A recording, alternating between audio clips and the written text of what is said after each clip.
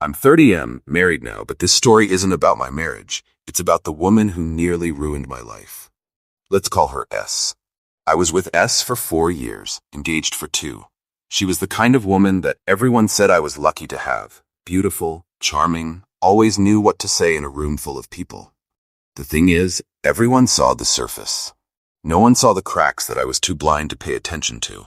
I thought I loved her. Hell, I did love her, or at least I loved who I thought she was. We were supposed to get married, had the date set, the venue booked, invitations sent, and then a week before the wedding, I get a text.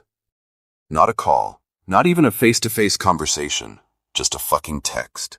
I can't do this anymore. I'm in love with someone else. I hope you understand. I remember staring at the phone, thinking there had to be more coming.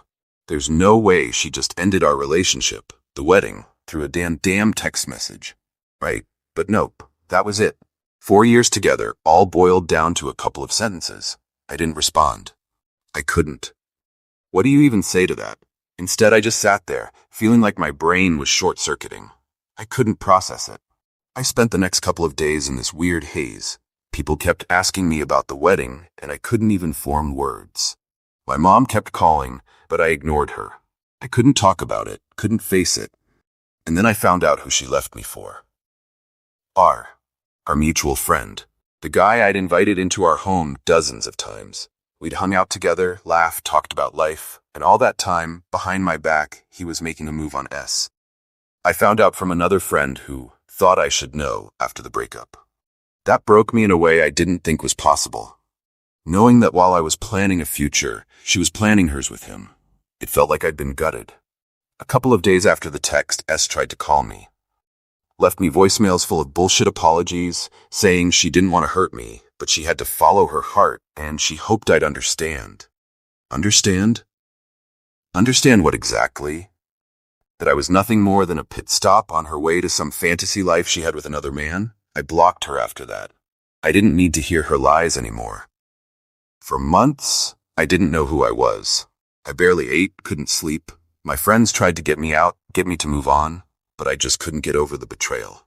Every time I walked into a place, I felt like everyone was staring, whispering, judging. I'd run into people who didn't know yet, and they'd ask, "Hey, how's the wedding planning going?"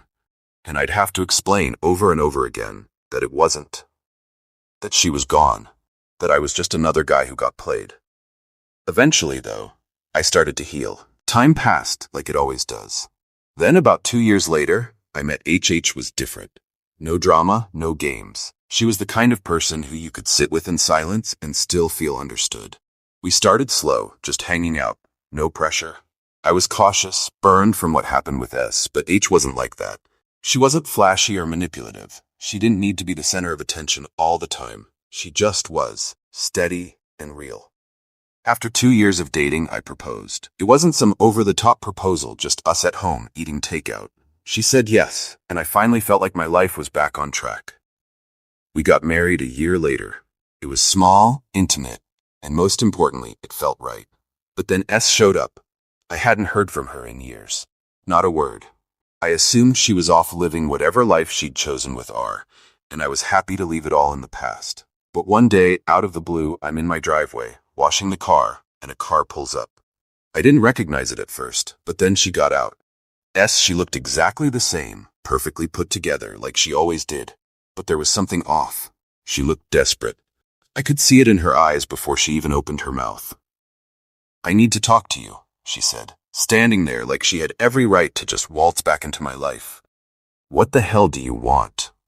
I asked, my voice sharper than I expected. She flinched, but kept her cool. "Can we just sit down, please? I made a mistake." I stared at her, trying to figure out if she was serious. "A mistake? What are you talking about?" "I shouldn't have left you. I made the worst decision of my life," she said, her voice breaking, as if she was on the verge of tears. "R wasn't who I thought he was. He cheated on me, lied to me. I've been thinking about you, about us, and I realize now I made a huge mistake." I couldn't help it. I laughed. A cold, bitter laugh that came from a place I thought I'd buried. "You made a mistake?" I repeated, shaking my head. "You left me through a fucking text message, for him, and now, because it didn't work out, you think you can just come back?" Like none of it ever happened? She blinked at me, like she didn't understand why I wasn't thrilled to see her. I didn't know what I wanted then. I was confused. Confused? I snapped. You were confused while you were screwing my friend behind my back? Her face went pale, but she didn't stop. I'm trying to make things right. I still love you. Are you out of your mind? I couldn't believe the words coming out of her mouth. I'm married now. I've moved on. You don't get to come back and screw everything up just because your life didn't go the way you wanted. She stepped closer, her eyes wide.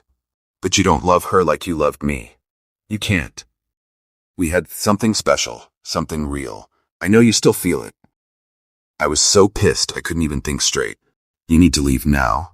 She didn't move. I'm not leaving until we talk about this. There's nothing to talk about, I said through gritted teeth. I'm done with you. I was done the moment you left. Go home, S. You're not welcome here. For a moment I thought she might actually throw a punch. Her face twisted into this ugly snarl, and she spat out, You'll regret this. You'll regret choosing her over me. I stepped back, holding the door open. Get the fuck out of here before I call the cops. She stormed off, her heels clacking against the driveway, got in her car, and sped off. I stood there for a minute, trying to calm down, my hands shaking from the adrenaline. I thought that was the end of it. But then, a couple of days later, H told me S had called her. She told me you made a mistake marrying me, H said, her face calm but her hands shaking, that she was the one you were meant to be with. I couldn't believe it. She called you? What the hell did she say? H showed me the texts. S had been trying to get into her head, saying all kinds of shit. How I was only with H because I was broken. How I didn't love her the way I loved S. It was insane. That was it. I was done. I went to the police the next day and filed for a restraining order. It wasn't hard, with all the evidence, texts, voicemails, her showing up at my house. The whole thing made me feel sick, like she was trying to tear apart the life I'd built after her. S didn't take it well. She showed up at the house again a week later, screaming on the front porch, telling me she wasn't done with me.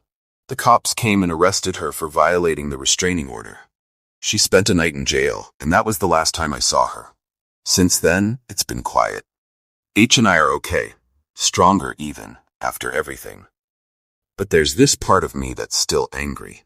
Not just at S, but at myself for ever letting her have so much control over my life. So yeah, that's my story. People can be selfish as hell, and sometimes it takes them years to show their true colors. But when they do, you have to protect what matters. I did, and I'm not looking back. Thanks for reading. And hey, if you've ever had a crazy ex try to come back, hit me up. Maybe we'll start a support group.